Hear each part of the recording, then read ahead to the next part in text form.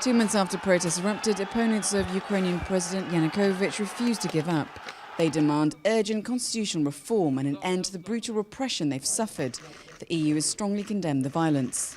There's still great concern about the situation on the ground, and great concern to see that those who have committed violence are brought to justice. Late January, an MEP delegation travelled to Kiev to assess the situation and hold talks with the government and the pro-European opposition.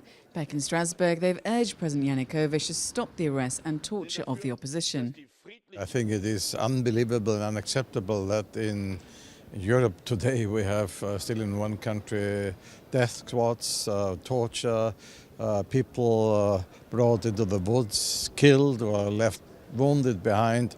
So this has to stop, absolutely. Rebellions have erupted throughout the country despite the resignation of Prime Minister Mykola Azarov last week. Brutality by the anti-protest police, the Berkut, has radicalised the opposition. MEPs want to put pressure on the current regime. They've called for urgent action from the EU and member states. We have to prepare a number of target sanctions against the regime and against individual members of the regime.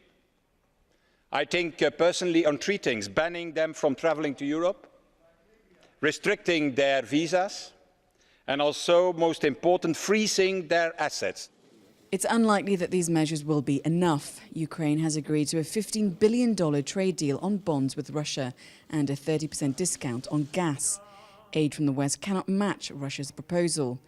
MEPs are calling on the EU, the US and IMF and the World Bank to produce a long-term financial aid package for the country.